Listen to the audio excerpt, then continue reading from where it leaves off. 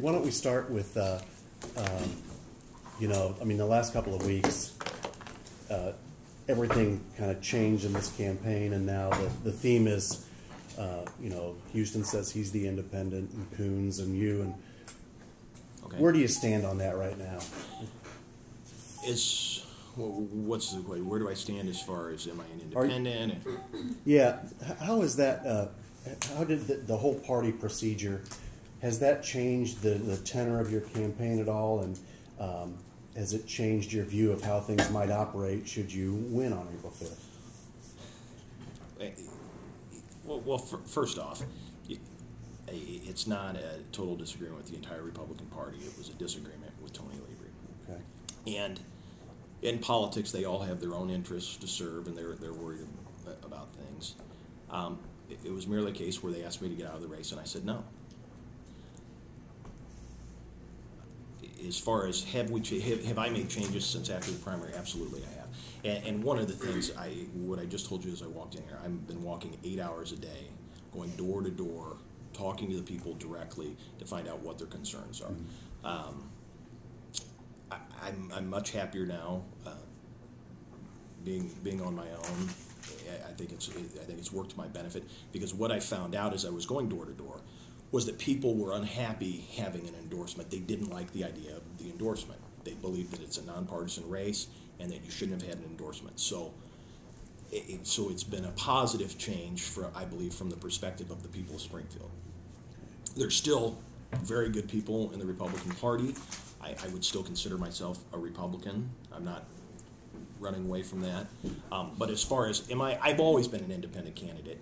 From the standpoint of the media tried to portray that because I got the Republican endorsement that I was the inside guy. Now, they never portrayed that Mike Houston went before them way more times than I did, and he asked for it twice. But he'd been way more. Well, it's way more from the standpoint, Bernie. For a year, he'd been working on this with Tony Libri. So this is you know, I went in a week. He had been working on it for one entire year, or whenever he says in February, whenever he says he decided. So he had been working.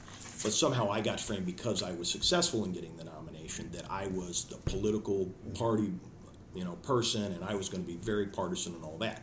Then after I got it, they became, you know, I've had a problem because I've had Democrats working on my campaign. I've had Republicans. So if you ask the Republicans, boy, he talks to the Democrats. You ask the Democrats, he's too much of a Republican. So now I think where we've got it is that I truly am. When I say I don't mean to say that I'm independent from the standpoint of I don't believe in smaller government and some of the ideals of the Republican Party, but I am totally independent when it comes to the decision making, and I always was going to be. And I think that's one of the things they found out. If there's one part of the story that was just very odd, it was that you strung him along until they came up with a check, and then Elio called you twice to bring over the check. So they cut the check, and I mean, why couldn't you be more decisive and say, no, I'm not taking it right away? Well, because, well, first off, I may have used the wrong terminology. They came, if you want to really get into this again, which I'd like to get over it and talk about what we're going to do for the city of Springfield, but it's a push. They want you to get out. Well, why don't you get out? You think you're going to get out? Have you ever had this? You know, they get you in a room and they say, well, we don't think you can win. We want you to get out. You know, you should get out. It's where we've got to worry about your business. And they start making this story. So you start thinking, well, is my business going to suffer? And I didn't answer them. Didn't answer them. Then they call me. So we got the check. Do you want the check? Yeah. And what I'm trying to figure out is I want to see how many times they call. How bad did they really want me out? Have they made any other? And to this day, I believe that this was an orchestrated deal. That, you know, there's a lot of people involved in that know about it. I can't understand. What I was trying to figure out is if the Republican Party, or should I say, if Tony Libri hadn't had any involvement with Mike Houston, why in the world would he want me to get out? I mean, what difference does it make if I stay in or get out to the Republican Party? Well, because if they think you're not going to be the winner, then it looks like they don't have any in with the new person. They are an enemy of the new person. So then what you're saying is then it was all orchestrated to get in with Mike Houston.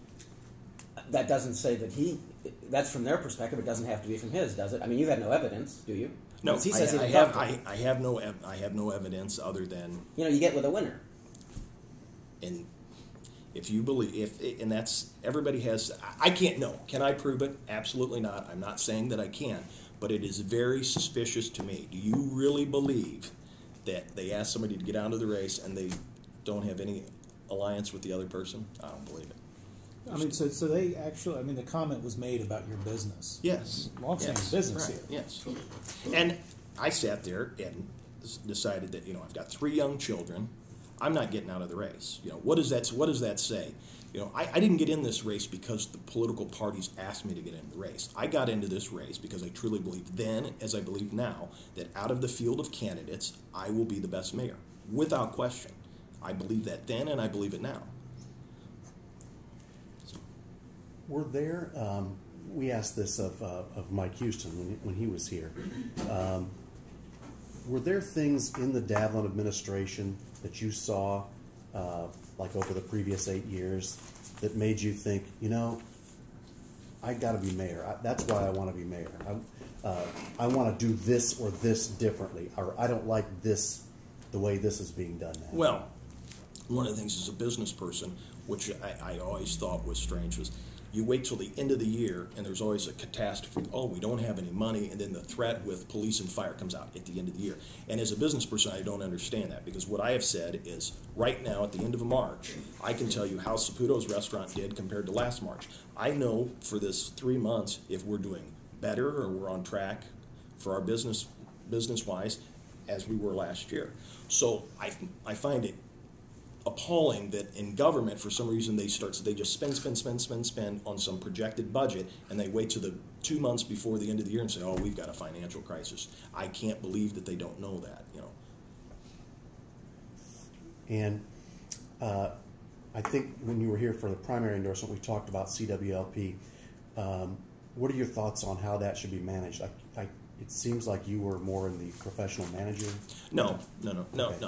I'm for a professional running city water light power. Okay. And odds are that it will be an engineer.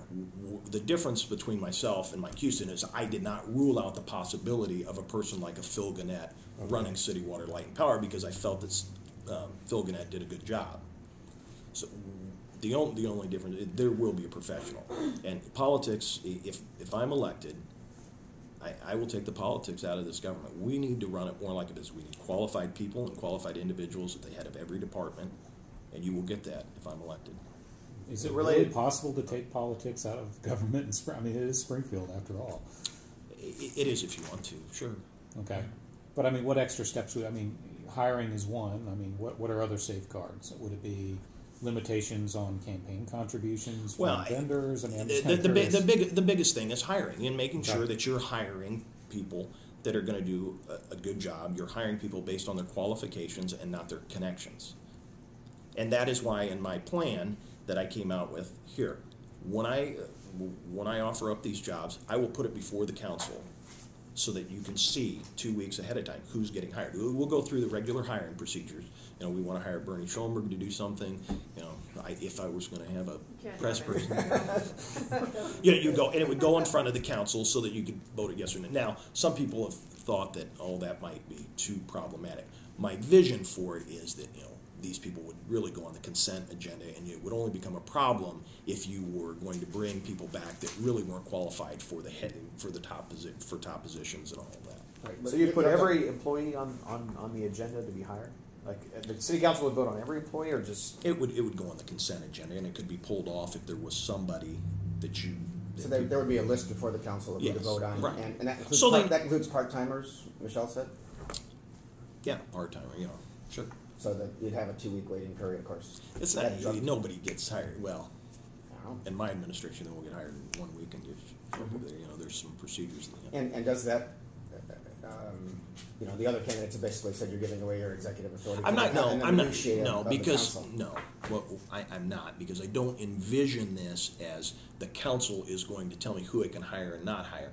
My vision for this is that if there is a blatant, disgusting political hire, it will be there in the view of the public, and you can call your alderman and complain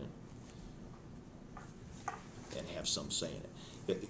Here's the problem: you want open and transparent government, and then when You offer it up, everybody says, well, boy, we don't want to have that, because really, in reality, political parties and the political establishment doesn't really want open government. So this scares them when a candidate like myself is running for office and you start putting new ideas and new agendas forward.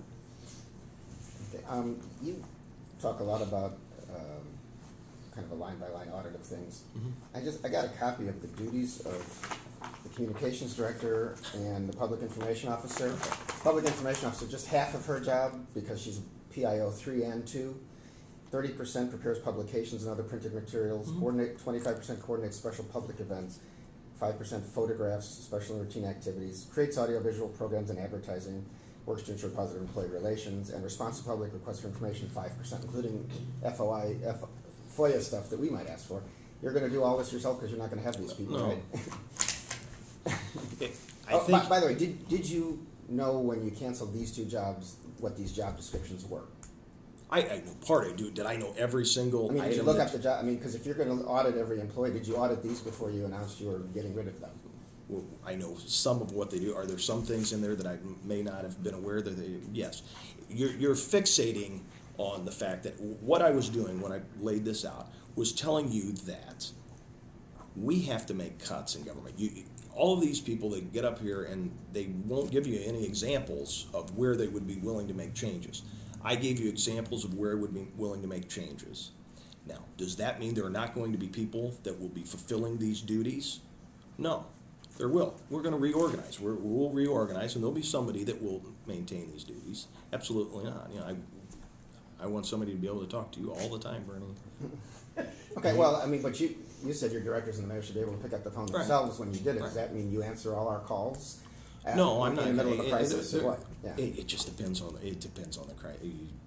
But somebody else may be tasked to answer our calls? Yes, there will be other people tasked. No, because they'll be doing other things as well. Which I think they were doing anyway, which is why I'm wondering if you even investigated the jobs that you said I investigated, but there's got to be reductions. And I named those 2 positions. See, none of the other candidates name anything, so I named some. You don't have to worry. Everything will be taken care of. We'll reorganize and we'll assign different duties to different people. What about the 40 or 50 jobs at CWLP that Mike Houston says he's in? Well, I don't know that there's 40 or 50 jobs, and I wish somebody would ask him, are there 40 or 50 jobs there? That's why I'm going to do the first thing you were going to do is the line-by-line audit, but more importantly than the line-by-line audit is the personnel audit. We've got to go through. Everybody's heard these stories. I've heard there's people that are in positions that they supposed to make $30,000, but they change their title and they're making $60,000. We need to investigate to find out if these things are true or not true, and that's why that's one of the first things I'm going to do is go through the personnel. And we'll reorganize, and that's all part of what I'm talking about with the cuts in the administration. And the main point of that, Bernie, was to say that we can no longer have a government where the top levels of government don't sacrifice and they don't give anything back and rely on the frontline workers to always get furlough days and they have to give stuff back. I think the mayor has to lead by example and say, you know what, I'm willing to sacrifice. I'm willing to work a little bit harder. I'm willing to make my directors work a little bit harder because we're in a budget crunch and we need to do what's right for the city of Springfield. On CWLP, everybody's against taxes. Everybody's kind of said that. I want to kind of hone in with the candidates. I've been doing this on rate increases. For example, in 2008, the city council passed a rate increase for the water to build a new pump station and do some other infrastructure spending. Now, CWLP at that point did not get everything it wanted. For example, it wanted a tower out west, a water tower, because they were concerned that eventually the water pressure out west would not be adequate. What if the engineers came to you and said, hey, look, we have some real needs here. We need to build this water tower, otherwise people on the west side are not going to be able to take a decent shower in the morning. What if they came to you and said, we need a rate increase for that? What would you say to them? Well, you're dealing with a hypothetical situation that I don't really want to get into, but here's what I believe. I believe there is these political hires. Now, I can't give you the number 40 to 50, but if we go in there and we eliminate those and we start to streamline government, there will be money there. When power prices come back, we'll have more money. The key to it is to have a mayor that is not going to hire all of their buddies and eat up all the money on payroll, because we've got to save this money so that when we do have projects that need to be built, we've got the money there. We can no longer go through this where we deplete every fund we've got That's why there should be rainy day funds. That's why we should be saving money like every business does. I don't, in my own personal business, deplete our entire bank account because ovens break down, air conditioning units break down, the roof needs to be replaced. You keep money in reserve. But for some reason in government, they don't do that. Why? Because they can always just tax and get a little bit more money.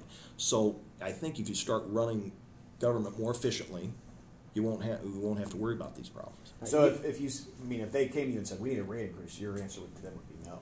No, I mean, how much of our rates have just gone up? 40%? I mean, It was a little bit more than that. yeah, I mean, people we can't withstand anymore.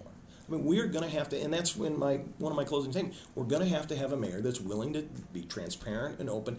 And you can't just throw stuff at the public. You have to educate them along the way and be open and transparent from the beginning. And all of you in this room will be very much a part of that, making sure that the public knows what's going on. Too many times in these administrations, they just wait till everything's a catastrophe. We need to educate the public, and we need to say, we're going to have to say no to certain things. What specifically all the things that we're going to have to say no are, I can't give you that until I'm in the office and I go through all this. But we will. There will be some things that we have to say no on. We'll have to wait. We'll have to save our money and wait till we can pay for it. So it's electric rates and water rates. The answer will be no, then, just to be clear. So is it a 4-year pledge for no rate, fee, or tax increases? Including like parking meters? I mean, because that's what you said the other night, right? No fee. As I sit here, I am not going to raise taxes, and I don't believe we need to raise fees to balance this budget. We need to streamline government, and we need to start thinking out of the box and thinking new. See, the problem with government is everybody automatically assumes that the only way we can increase revenue is to tax and fee. Well, we And just I don't asked personally because believe that. we heard the same thing with Ted Davlin 8 years ago. That's why we're so He specific said, in Tony asking. Libri will raise your taxes and fees, and then he did it 7 times or something. Right. That's why we're so specific. In I know. I understand. I understand. And as I look at this right now, I do not believe that we will have to do that. That's different than saying you won't. I won't. I've said I won't. Are you saying you won't? I'm saying I won't. Okay, I'm saying I won't. No matter what emergency happens? Bernie, I can't delve in hypothetical situations, but you should ask Mike Houston all these questions you're asking me, because I got a list of State Journal Register articles from your paper that contradict everything he said. We did, and actually I wanted to ask All right. about those as Okay. well. His explanation on some of those. The sales tax increase, he implemented that. His explanation on that was what they did was they cut property taxes by 1/3. It was $1.50 per assessed valuation, and they reduced it to $1. And in exchange for that, they put in a sales tax. And he defends that by saying, that was a revenue source that grew over time, and he basically defends that. And keep property taxes at $1 because it would be tough to raise it from $1, which they still have it I'll 24 tell years you, later. here's what you look at what he said and what he did, and these are all the I've seen articles on. a lot of these, but yeah. I mean, so Who's do you doing buy your that? research? Do you buy that explanation? I mean, what is your response to that explanation? Well, my response to the explanation is I believe he is doing right now what he did as mayor before. He's telling you one thing and he's going to do another. Only because he did it before. So should we go back to having the property tax at $1.50 and get rid of the sales tax altogether? I'm going by the way things are now. We should keep things the way they are now. What we should have done in 1979, I can't tell you. I'm just telling you what he did, and it contradicts what he told you he was going to do. On the gas tax increase, or the gas tax that they had, it was a penny on the gallon, I believe. He said former Mayor Langfelder, when he was streets commissioner, he was the one that proposed that, and the rest of the city council went along with it. It was used to build roads, and that's what they did with the money, and now it's gone. So he feels that was a reasonable tax as well. Okay. That's Your his opinion. point is still the same. My point is my point is that Mike Houston plays both sides of every issue. Mike Houston wrote this form of government, yet he spent $2 million trying to prevent this form of government. Well, my point with Mike Houston is he plays both sides. He's here, he's there. I'm not going to do it. I am going to do it. I'm not going to use the mayor's office for a springboard for another election. Yet he did it. I mean, it's all there in black and white. Compliments of the State Journal Register. So what I'm merely pointing out is he's done this before, where he has contradictory statements over and over again. It sounds like you think he's your toughest competition across the certain poll might show that. These polls, well, number one, you need to know who did the polls, when they were done, what was going on at the time. Mike, let me ask you a question. Maybe he's got the same pollster Bill Brady did, because they both seem to like to pick their cabinets before they're elected. I mean, you talk a lot about sort of bringing your business experience, running your family's business, to City Hall. Talk to me about the toughest decision you've had to make as a person running a small business. Well, payroll decision, as the economy has declined, our business is not immune to the economy. You have to make cutbacks. You have to figure out, where you can save money in your business. You've had to hire and fire people. Until you've hired and fired somebody, it's not an easy thing to do. Everybody thinks that never hires and fires somebody, that it's easy to do. But until you have to look that person in the eyes and tell them that, they no longer have a job, it's not, it's not easy to do. So hiring, firing, living within a budget and a payroll, knowing that if we don't bring in money every single day, that I've got bills to pay. So I mean, living within a budget and making the personnel decisions every single day.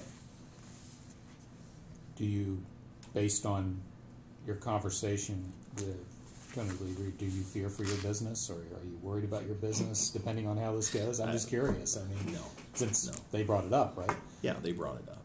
It's a typical government person. Somebody that works in government tries to think they know about other people's business. We'll worry, myself and my family will worry about our business, and Tony Lieber can worry about his job. What are your thoughts on what Mayor Edwards has done with the fire department, reducing the minimum staffing? Is that a step in the right direction? If you're mayor, what do you foresee for public safety? Well, this fire issue is a very difficult issue, and I'll tell you, if you talk to the firemen, they've got one position. You talk to Edwards, he's got one position, and you talk to former fire people, and they've got a totally different position. Are there different types of, until I'm in that office, I think Mayor Edwards has had to do what he thinks is best right now to get the budget under control.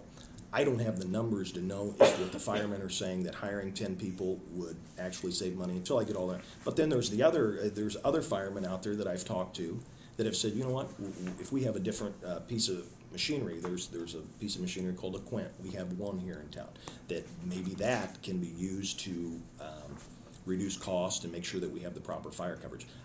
Until I'm sitting down and I have all the information, it is very hard for me to determine, who is actually right. I think Mayor Edwards has done what he thinks is right at this point in time to balance the budget. Once I'm in the office and once I see his information and I talk to the firemen. But I think one of the biggest things this next mayor is going to have to do, because there's a lot of union contracts that are going to come up, we've got to start talking. It's the same thing with the budget. We've got to start getting together and talking in advance. Everything is always a calamity with city. We wait till the end. And we're going to have to have an open dialogue. We're going to have a mayor that is willing to have an open dialogue with everybody at the city, whether it's Public Works, whether it's City Water, Light and Power, whether it's the police, whether it's the fire. A continual dialogue the entire time so that we can stop many of these problems from happening. By that you mean talk to the city council about this stuff? I'm talking, have a continual open dialogue, with the fire department, with the police department, with all of these, so that we always don't get to the end and we say we're broke, and so now somebody's got to give something back. Okay. If we merely budgeted, and that was one of the things I put out, if we merely budgeted on actual numbers, we wouldn't have these problems. It's because they put these inflated numbers out in front, and then they put the budget, they spent money that they really didn't have. If we went to more like the county does, where you budget 2 years ago with actual numbers and live with that, then if we have extra money, then we can distribute it and use it for special projects or whatever. But I mean, we've got to really start looking at our budget. Then the next thing is, their pension obligations. They do a projection of, at one time I think it was 8% they're going to net out. I think they moved that to 7%. Maybe it should be moved to 5%. There's nothing wrong with beating your expectations. But we never seem to do that. So we're going to have to take a comprehensive look at everything, how we're budgeting things, so that we don't get ourselves constantly in this pie-in-the-sky atmosphere where, oh boy, we're going to make a lot of money. I don't mean to go back to my own business, but we have kind of a baseline expenditure that we're at. if we had a great year last year, we don't say, boy, it's going to be 20%. We were 20% better this year. Next year will be 20% better too. So let's start spending. Let's buy some new cars. Let's do this. You don't do it. You have a baseline that you live by. And if you bring in more money, then sure, you get a bonus or you repair something. So it's just the entire mentality. And I think that's one of the things that I bring to the office.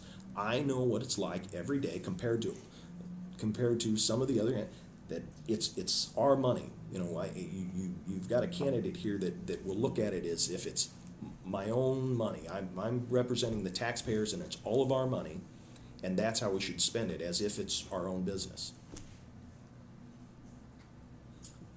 How's everybody talks about trying to bring the racial divide in Springfield together? Is there one, and your thoughts on that? I did see you at the King Breakfast. I think it was the first time you were there. Yes, it was, right? I believe there's is there a racial divide? I think there's a perception that there's a racial divide. Is there some racial divide? Yes.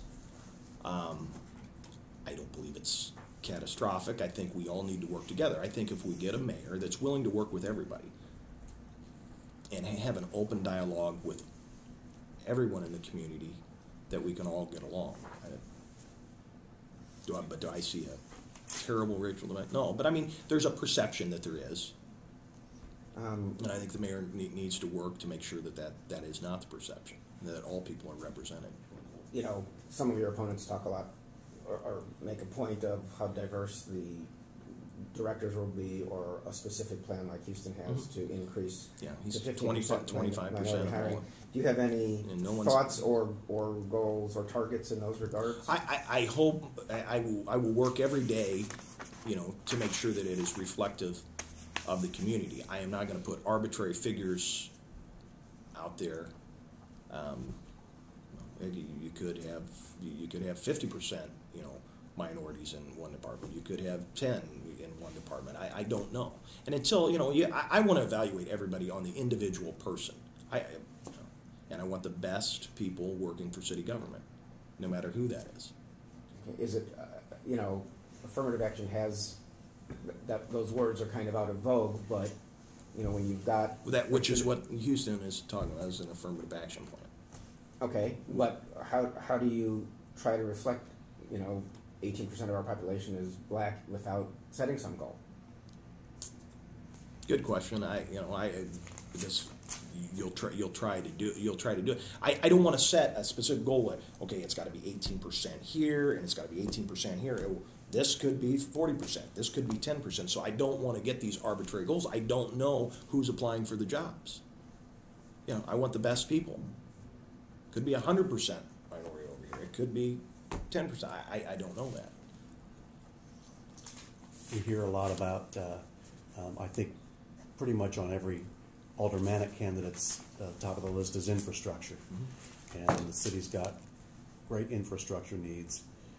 What do you think is the best approach to, well, first of all, do you think that's at the top of the list? And if so, what do you think is the best way to go about addressing that? Well, starting off, I think the money that we've taxed the public and told them that was going to go for infrastructure should always go for infrastructure. Okay. I mean, we passed a tax telling the people that, and yet we've tried not to do that. So I think that money should definitely go to infrastructure. Then you have $10 million in the motor fuel thing. I believe about $7 million are already allocated. So we need to get back to using that money for infrastructure as well. When the economy turns around, this is all predicated on good management, streamlining government, and getting it right-sized. I think once you do that, along with the economy, the pilot program from City Water, Light and Power, which will contribute money to the corporate fund, the key to it is just do not keep spending money. Get government streamlined, and then when that money starts to come in, you need to take that and look at bonding it out for infrastructure, or spending a certain percentage of it for infrastructure every single year. But we also need to get our fund balance built up as well.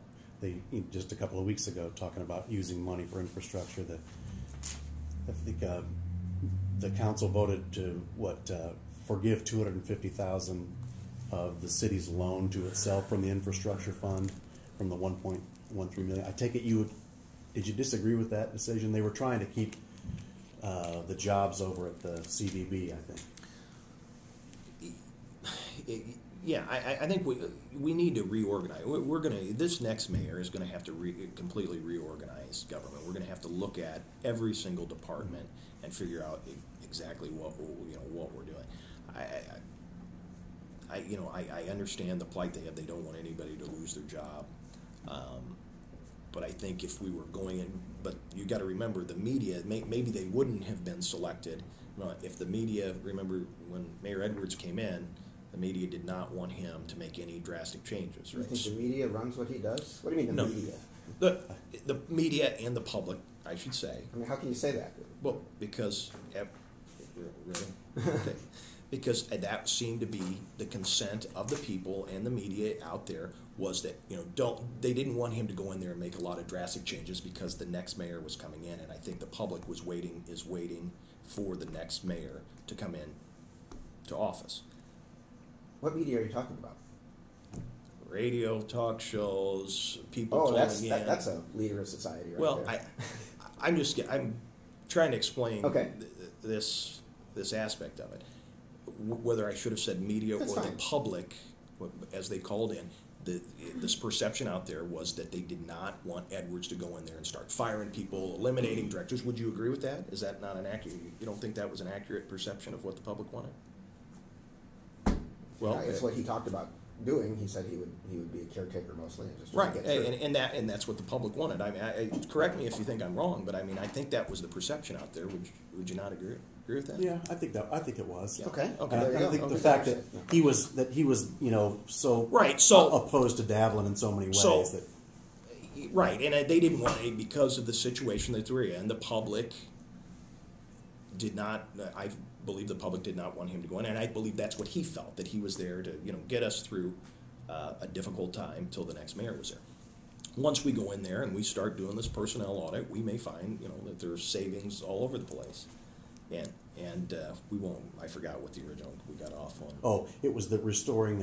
They forgave $250,000. Right, and then they won't be paying back into the and so infrastructure fund. what I'm getting at is if we start running government, we make these reductions that are going to need to be made. We won't have to start forgiving debt that goes for infrastructure, and that was the whole point. Is we need to make sure that these funds that are dedicated for infrastructure stay with infrastructure.